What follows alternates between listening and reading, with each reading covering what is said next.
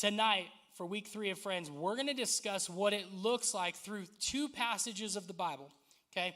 2 passages. One is going to show the example of what happens when you don't have people around, right? And we're going to talk about that. And we're going to talk about what it looks like to have somebody go through something and not have friends.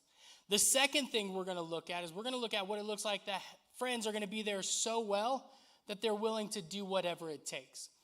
And so for us, we're going to go for it. So if you have your Bible or if you have your sermon notes, man, grab your sermon notes, all that kind of stuff, and we're going to go for it. But first, we're going to read John chapter 5, and we're going to do 1 through 15, all right? So here we go. I'm going to read it, and then we're going to go from there. It says, "Some time later, Jesus went up to Jerusalem for one of the Jewish festivals.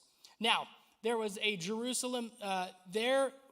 Now there is in Jerusalem near the sheep gate a pool, which in Aramaic is called Bethesda. If I say things wrong, blame my sickness. Don't judge me, okay? And which is surrounded by 5 covered, that thing, right? Verse 3, here a great number of disabled people used to lie, the blind, the lame, and the paralyzed. In verse 5, one who was there has been an invalid for 38 years. He's been lame. He's been lying there for 38 years.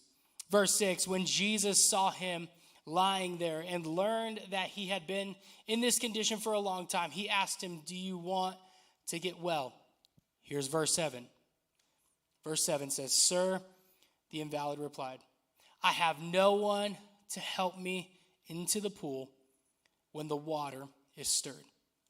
And while I'm trying to get in, someone else goes down ahead of me. And then Jesus said to him, get up, pick up your mat, and walk. And at once the man was cured. He picked up his mat, and he walked. We're going to skip the rest of it. He went into town. He talked to a bunch of people. He saw Jesus again. And Jesus pretty much was said, hey, go and sin no more, for you have been made well, right? We go from there. But verse 7 is really where I want us to focus on. In verse 7, he says, sir, I have no one to help me get there. Can I be honest with you? For the longest time, I always thought that 4 dudes would pick up this guy. Let's call him Curtis. He seems like a Curtis, right, AJ? Kid seems like a Curtis, right? Shout out to AJ. AJ's a homie. Curtis is sitting for 38 years. He's paralyzed. He can't move. And for me, growing up in church, I always thought that these 4 guys every single day would pick him up, would take him to the spot, and just lay him there. My entire life as a Christian, I'm years old, and I have never understood that that's not true. It wasn't an everyday situation. There might have been sometimes, we don't know. The Bible's not very clear that either every single day or once a week or however the law was that this man would be dropped off and picked up or whatever. But in this context, they were there. And what would happen is surrounded by these 5 pillars, there was this pool. And what would happen is the pool would begin to steer, would create waves. It would begin to move. And what would happen is people that were able to, if they got in the pool while it was happening, right? While this thing was going on, they would become healed, right? And so you have this lame man, Curtis, who, for all we know, the Bible says that he's been lame for 38 years. And it makes it difficult to know his transportation. Because for me, I'm looking at the Bible going, okay, if his homeboys were taking him there, why didn't they just throw him in the water and just say, wait in the water until it starts to stir, right? Or I'm going to put you directly next to the pool to where I'm thinking he's this, right? He's sitting there and it's like, all right, you're the pool's right here. When it starts to stir, you're just kind of right? You just roll yourself in. I don't know how it works. I don't know. But I'm thinking if I'm a homie, I'm I don't want to keep doing this. I want to keep dropping him off and picking him up. I got a life. I'm going to put you in the pool. If it stirs up, great. But if not, then you're next to the pool and you just like roll over. I don't even know if you can do that. This is me. This is why, like, don't invite me to go hang out at the pool. I'm going to drown you. I don't know. It's going to work. But I was a lifeguard, okay? It's fine. But for 38 years, he's had this issue. And you would think that if he did have friends that would take him there all the time, do you think they would be the right friends to say, hey man, selfishly, I'm tired of doing this. So I want to see you get healed. But then secondly, shouldn't your friends have enough faith to be like, hey man, what time did the pool stir like 2 days in a row? 11? I don't know if they had clocks back then, but it's like they look at the sun and they're like, well, it's not above us, so it might be 11. All right, so we'll show up at 11 and we're just going to dunk you in, bro. Like, I'm thinking if they had enough faith, they would do it. Or they would be like, you know what? We're going to spend one day with you. And if it stirs, we got you. We're going to just toss you in. We're going to make sure you're the first one in. Like blind Betty, we'll just kick her out of the way. We'll tell her it's a pool over there. It's not a pool, it's a water fountain. You don't know. They don't know she's blind. Right? This is what I'm saying. Don't invite me to the Last Supper. That's all I'm saying. What I'm really trying to say is if they had the right friends. But here's the deal. Verse 7 is very clear. Sir, I don't have anyone to help me. And every time that I go, I'm too late. I'm too late. And I'm wondering for us if we are friends to those who are in need of a miracle and we're not there for them. If you're taking notes, one of the big ideas, this is the main big idea for tonight. To be kind, the kind of friend who brings people to Jesus, not the kind of person whose absence keeps someone stuck. I'm an overthinker, right, on some things. And there was a season in my life where I had friends who they knew I was Christian, right? Like, they knew I went to church, they knew all this stuff, but I never acted like a Christian. I never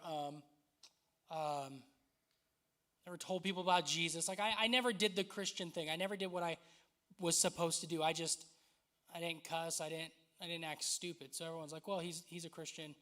We know this. And I always remember I wanted to be in ministry so bad. And I was 17, 18, 19. And looking back at it now, I had friends that were reaching out saying, hey, I need some help. And the worst thing that I said to them was, hey, I'm so sorry, I'm busy right now. Can we connect later? Now, the problem was I was busy at some points, and then some I was just mentally exhausted. And I think, let me just say this, because multiple people have come up to me and have said this, and I know their heart and they have great intentions. But let me just clear the air. I've had some of you come up and say, hey, I know you're super busy, but can we hang out? My job is to serve you. My job is to go hang out with you.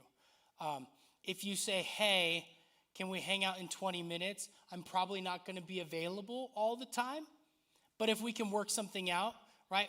My mind is all over the place. So I usually will say, okay, yes, text me and let me know, right? And so then we begin that stuff. And so if you ever like, hey, Tim, let's go grab lunch. Can we hang out? Can we get a group together? Whatever. The best thing I always tell you is either let Heidi know or text me. Because if you tell me face to face, I guarantee you in 30 minutes, your boy's going to be gone. I'm be like, I don't remember what I did, right? To be perfectly honest. But I want to be the kind of friend that brings people to Jesus. I never want to be the person that says, oh, I'm too busy, or I don't have the time for that right now. And you get people stuck. And so that we look at this, we see that he was healed, right? All this stuff, the miracle began to happen. He was healed, and everything was great. But I wonder, and I always question myself, what would have happened on year 28? What would have happened of year 16? For 38 years, he's had this issue. Could it have been year 5, year 6, year 12, year 18 that the same thing happened and he got his healing? He wouldn't have missed so much time if he had friends around to be there for him. I don't know about you, and I don't know much about your schools. I'll be honest, this is for every school, but I guarantee you there are handfuls of people who sit by themselves because they are viewed differently. They have different beliefs. They have different styles. They have different vocabulary. They are just different, and people don't sit next to them.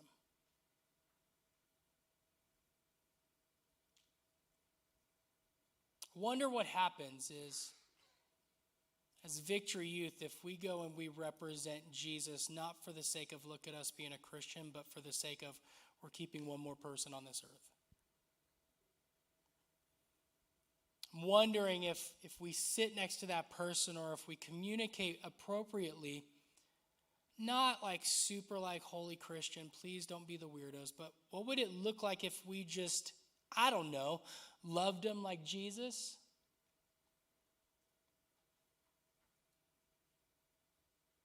What would it look like? What would it look like if we actually took ourselves out of the narrative and said, okay, this is going to make me look weird. Side note, we're not called of this world, so we're automatically going to be weird, but that's totally fine because this isn't our home. Heaven's our home, and so it's going to be really great at the end of the time. But while we're here, we should probably do the thing that Jesus did for the 3 years, and he showed people, felt with compassion, loved them, and showed up for them, right? We can do the same thing. But the problem is, culture says, that's not cute. I'm sorry, I'd rather be a place where I go away from the norm because depression is trending right now. And for me, I'm like, I'd rather stay away from the trend and stay next to the heart of Jesus. I'm going to still feel pain, still going to suck. There's still going to be stuff that happens. But if I'm closer to that, the trends are going to fade. Like, I'm really big, like, dude, TikTok, it's already saying that it's going to go away again, right? But YouTube is forever, right? You know what I'm saying? Like, that's the style that I live. So it's like the trends of being cool, of being hip, of having these words, of having this style, of having this group, that's all going to fade. I promise you, once you get out of high school, they're all just going to, like, gone. And everything you worked for 4 years that was not, like, essential, you're going to look back in your 30s and go, oh, my Father in heaven, I wasted so much time. Best believe. The fact that I get people messaging me on Instagram and Facebook years later saying, hey, I remember you in high school. I see you now. You're a youth pastor. That's great. Hey, can you help me? And in my mind, I'm like, man, I could have helped him back then. But I was so insecure. I was so focused on other things. Please stop wasting your time on things that you think actually work for you, which in 5 to 10 years, it will not work for you. And you're going to look back and go, ooh, I did that? Yes. If you are my age and you are in the transition of MySpace to Facebook, when Facebook says what is on your mind, do not put that. Because 10, 12 years from now, you will go through your memories and go, oh my gosh, I sucked. Like, what was the biggest one? I'm telling you, I just saw it today, and I wanted to go into a corner and cry, where it's like my post, and I'll rate you. Number 10, you're so great. And I'm like, oh, my gosh. Like, I don't know none of them. I literally saw them, and I was like, And one of them was like a crush way back in the day. I was like, you're so funny. And they were like, you're such a brother. And I was like, I hate you. Like, I was so mad. I got mad to this day. I haven't talked to that person in years, and I was like, well, I hope you're happy. Right? But it's not going to last. Everything you do is going to leave a trail. The question is, do you want the trail to point to Jesus or do you want it to point to a trend? Because trends will only come back in memories. Jesus will sustain for a lifetime. We got to be that right friend. All right, let's move on. All right, let's look at Luke chapter 5. So John chapter 5 is based off of this guy who did not have the right friends around him, who did not have friends that were going to help him be the best that he can be for his healing. Now we're going to look into Luke 5. It's going to be 17 through 20, and it's about this group of guys who were having trouble. Their friend was needing to get a healing from Jesus, and they went above and beyond, to say the least. So let's look at it. Luke 5, 17 through 20 says, one day while Jesus was teaching, some Pharisees and teachers of religious law were sitting nearby. It seemed that these men showed up from every village in all of Galilee and Judea, as well as Jerusalem. And the Lord's healing power was strongly with Jesus. It says, some men came carrying a paralyzed man on a sleeping mat. They tried to take him inside to Jesus, but they couldn't reach him because of the crowds. So they went up to the roof, they took off some tiles, and then they lowered the sick man down with the mat into the crowd, right in front of Jesus. Best part. Hear me. It says, seeing the man's faith. Right? Oh. So whose faith was it? Seeing their faith. Seeing the guy's faith. Not the paralyzed man who wanted to be healed, but the guys with the paralyzed man saying, you know what? Man, we want to see you get healed. So seeing their faith, Jesus said to the man, young man, your sins are forgiven. Because of their faith. See, the power of having the right friends to go the distance, it's not just based off your healing, it's the faith of others around you. I wonder, now looking at this side of the friends group, looking at this side of Luke, it makes me wonder, how far would we go as a friend for another friend to get healed? How far would we go? Now, here's some things that I feel like we need to do. Here's things that will help us in our navigation and our walk with the Lord when it comes to friends. Number one, being present can change everything. Being present can change everything.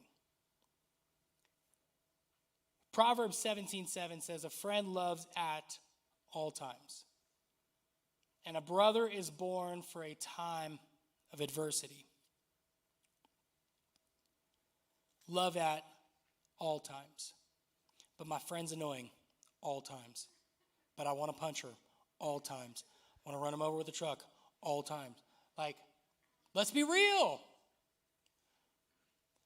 Some of y'all are sitting next to your friends, and they got some days where they all at it. Don't look at your friends. Don't call them out. Don't look at your siblings. But we got some friends that are like, oh, you need Jesus extra today. And you know what Jesus says? And he goes, yep, love them and keep showing up. But Jesus, that's your job. I died on the cross for your sins, so it's your job too. Let's be real. There are days. Oh man, when I tell you there are days, some of my friends, they'll text me and I'm like, not today, Satan. And Jesus is like, yes, today. Text him, right? But you have to. Being present can change everything. You never know on this side of eternity, you just being present, what it can do for other people. See the man who was lame at the pool for 38 years? Okay.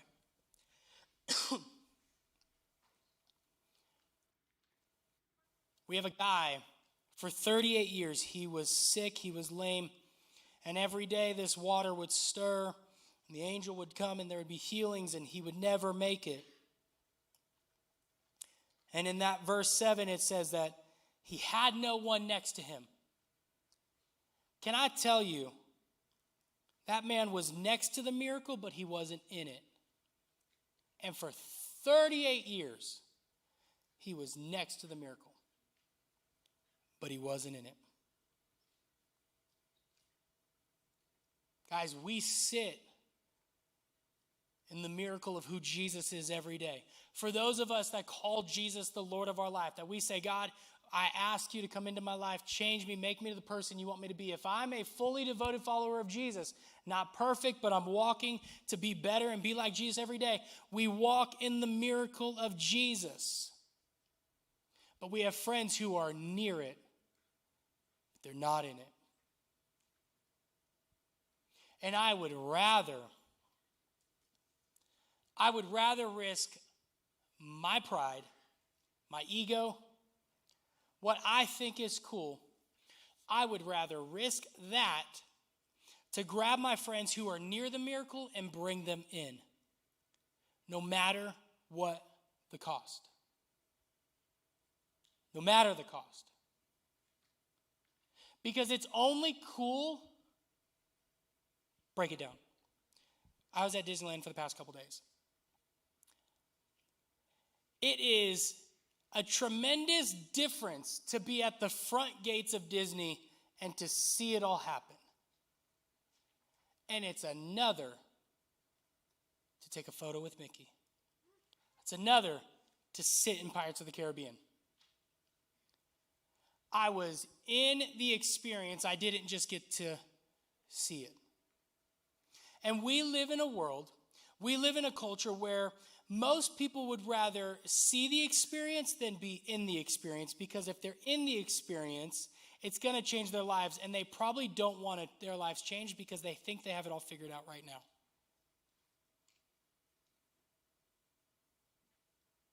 And for us, as fully devoted followers of Jesus, for us to be friends, we should do everything we can to look at our lives and say, man, I'd really love to bring people in. Could you just imagine with me your favorite place? Your favorite place in the world. You have it? For 38 years, you didn't get to go inside. You just got to see the outside. For 38 years. Can you imagine the frustration, the annoyance, I don't know, I would think it would be I would begin to freak out. You mean to tell me it's been 20 years and I still can't get in? I got to be here? I got to see other people do it?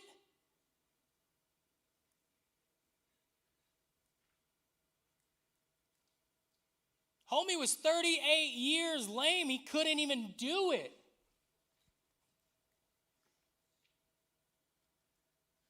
Being present is huge.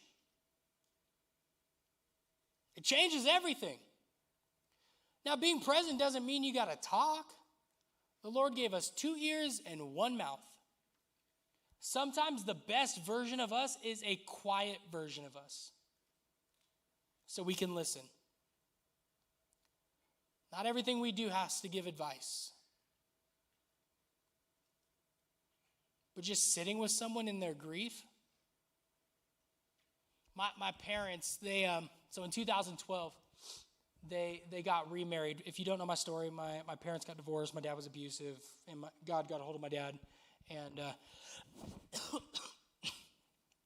they got remarried. They got married Valentine's Day 2012. And 2 weeks later, my dad didn't come home. And it was a very questionable thing. Well, we come to find out that my dad, he went back to the place that he lived when my parents were divorced. And it wasn't a great spot, and we thought that he was leaving us again.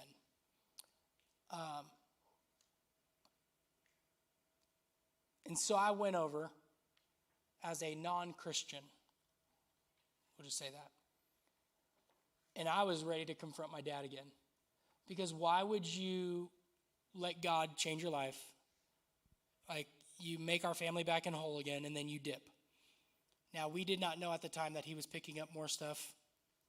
He did not communicate to the family. So, like, the whole family was distraught, right? I had friends who lived 3 hours away. I literally texted them. I said, hey, I'm going to confront my dad. We'll say that. I'm going to confront my dad. I might need you. And they all said bet. Bet wasn't a word at the time, but you know what I'm saying. Once it got resolved, we went back to the house, and there was 15 people in the room. And after a couple hours, 5 of them stayed in the room for 4 more days. These guys took time off of work, took time off their schedule, and they stayed in my city. They stayed next to me for the next 4 days. They didn't say a word. They didn't try to make things better. We went bowling. We went to the boardwalk. We did some fun things, but they just showed up.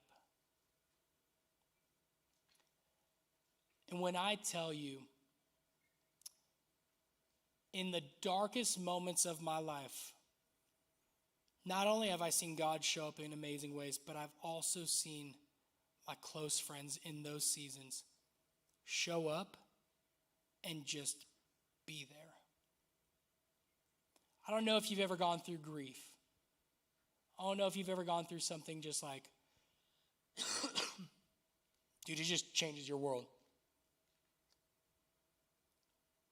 But there's something about seeing the face of God through people showing up.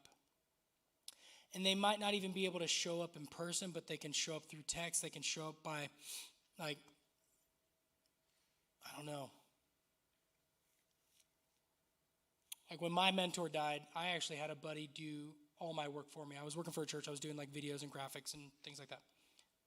Homeboy literally did 2 weeks worth of my job because I physically could not just function. Couldn't do anything. Why? Because he just showed up. And I look at this story in my entire life as a believer thinking, homies picked him up and dropped him off every single week. It wasn't the case. He had no one. I know I'm sitting on number 1 for a long time, but it's one of the most impactful moments that you will ever have with somebody if you are just present with them. Not necessarily trying to fix them, but just letting them know, hey, I'm here. You ain't got nothing for me, but I'm here. You need me to run, go get some meds? Bet. You want chicken nuggets? Bet. Like, those people, selfishly, probably have the biggest place in my heart, and I think they'll have bigger mansions in heaven than a lot of us. Because they know what it's like to have the heart of the Father and sitting at the feet of Jesus saying, I'll serve you in whatever need. I don't need any like shout outs. I don't need this. I just want to be there for you. Can I just say, I'll move on. The rest of them will be super quick. If you can learn how to love people and just show up for them now, watch what God does for you when you need it for them and you need someone for you. Learn it. Learn to love people the way Jesus does. That doesn't mean you can't set boundaries, please set boundaries. But as Tim Smith, I think the biggest thing that I want to be known for, not only as a man of God, but my character, but I really want to be just a really good friend. I can care less about being a good preacher, care less about having great hair. I'm already losing it. I want to be known as a great friend. So then that way, when life happens for me, I know that I'm going to have greater friends around me. That's what I want to be known for, because I want to be present for those. I'll sit with the one. And in your mind right now, you might even know the one. Are you willing to have the patience? Are you willing to carry each other's burdens and sit with them as well? Because here's the best part about it. If you can learn to be present and sit with them, not only changes everything, but I think it also just encourages our faith to know that God's working in us. And so, we see in Luke 5, they were present with him. It changed everything, right? They were with him. And point number 2, they didn't quit. So don't quit. They didn't quit. They walked in the front door and said, dang, everybody here. They looked through the windows. Probably can't fit them through the windows. And some guy's like, ooh, I got an idea. And they're like, what are you thinking? Let's do the roof. And they're like, what? This ain't even our house. Let's get the roof. And they're looking. Let's do it. They get up on the roof. They start wrecking some person. I don't even know where that person would be. Like the homeowner, I can be like, yo, is somebody like I'm going to be looking at Jesus and be like, are you going to put this back together? Like, we going to fix this? Is God your insurance person? Is he going to cover this? Like, I'm just trying to figure out, because now my roof is destroyed. If it rains tomorrow, you do another flood, I'm done, right? Again, don't invite me to biblical times. It's just not going to work. But these guys, they didn't quit. They straight up said, we're going to the roof. We're going to drop him down. If he drops and he falls, bet he's going to fall in front of Jesus. He's going to get a coma. Jesus is going to heal him anyways. So the risk was all there. But they didn't quit. How many times, don't raise your hand, but how many times have we wanted to throw in the towel because life was just a little too hard?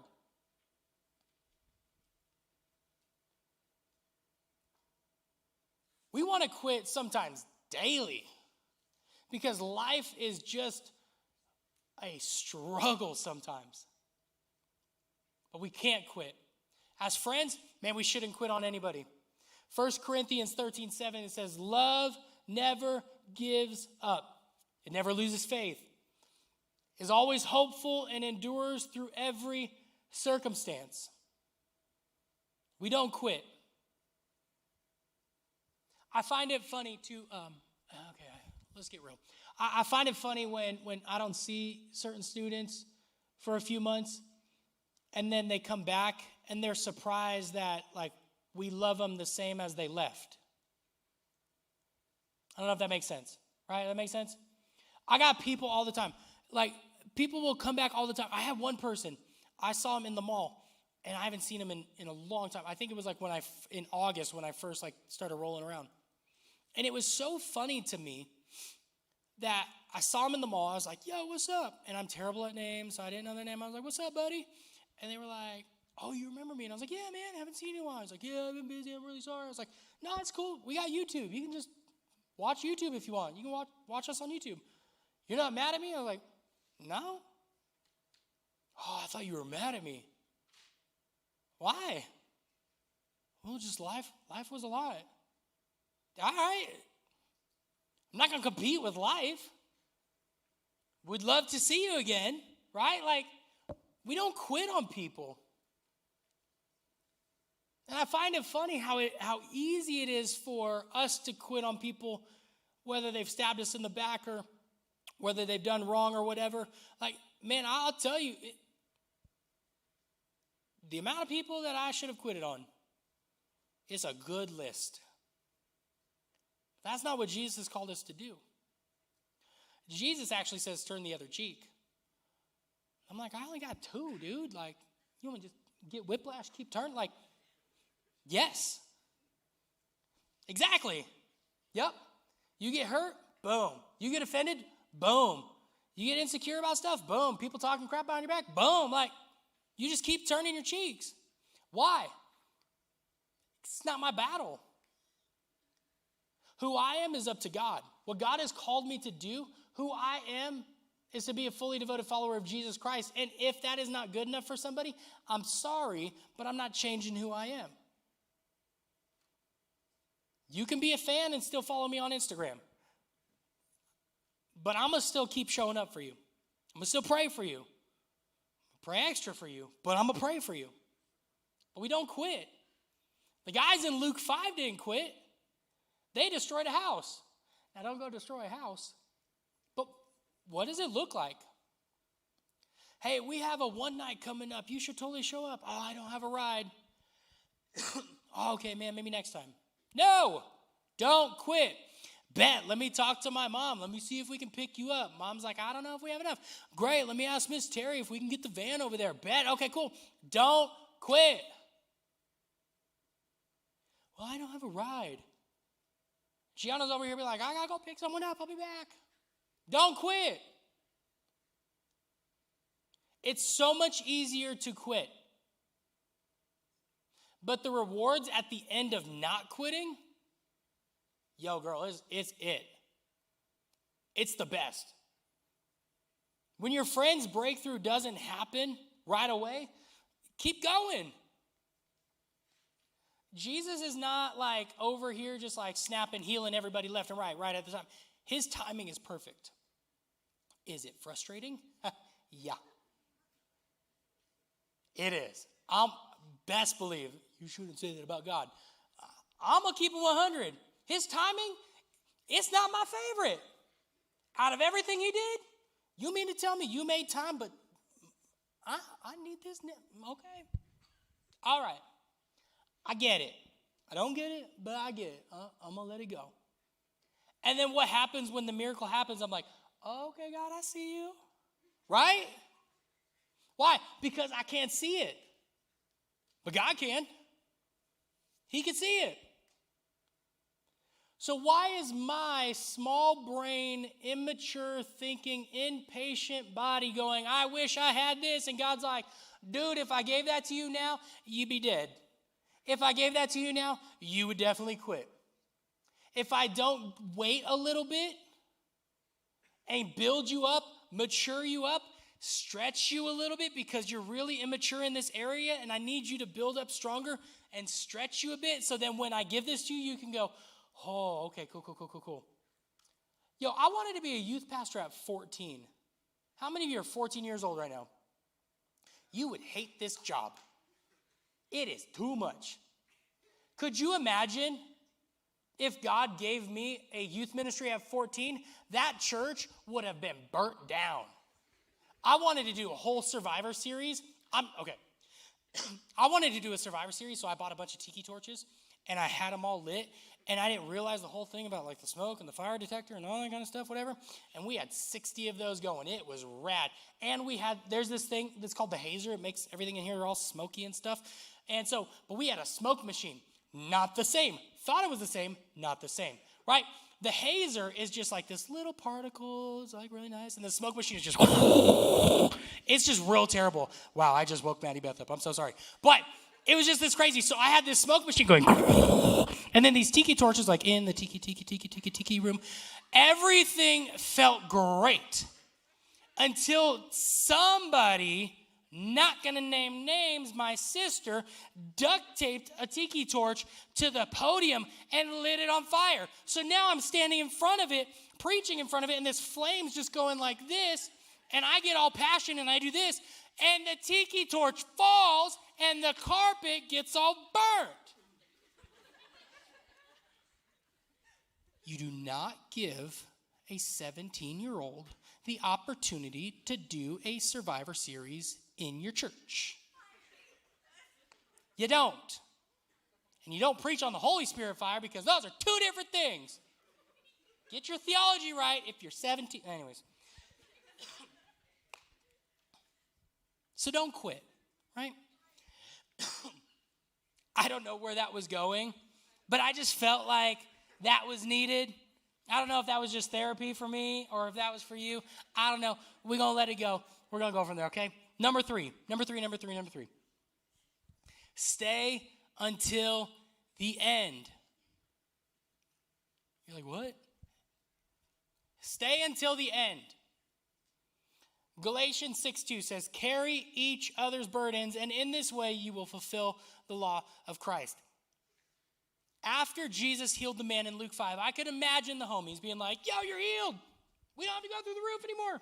Yeah. Like, they're celebrating with him. Right? Can I give a weird example? Like I haven't done already today? Anytime you invite a friend, and let's just say there's nobody in the room. AJ, you've been here for this is your first time, right? We're going to say you've been here forever. AJ's a homie, all this kind of stuff. For the rest of anybody else here for the first time? Oh, awesome. Please come back. This would be great. They're like, who is this freak with the weird glasses and balding? It's me. Hi, I'm the problem. Anyways, what would it look like? Let me give you a weird example about staying till the end, okay? You bring a friend to youth group. I give an altar call. If you want to give your life to Jesus, come up to the front. And they come up alone. Staying till the end doesn't mean, okay, well, I'll walk with you here. You'll meet the people. You'll get the Bible. You'll leave, and then all of that stuff. No, staying till the end means, hey, I gave my life to Jesus, and I'm going to spend as much time as I can without being weird and help you walk out your walk with Jesus. I'm going to keep encouraging you. I'm going to keep texting you and say, hey, do you want to come this Wednesday? Do you want to come this Sunday? Stay till the end. You have to. How crazy is it that we go through this rhythm of life that we're hanging out with people and we see good things happen to them? And it's like, okay, bye, we see ya. We didn't stay till the end with them. Kind of just, all right, I did my part. Here you go. Can I tell you that's the number one thing? Yep, sure, why not? That is my biggest pet peeve in the church, is when people go, well, I did my part and I'm done. Newsflash, that's not the answer.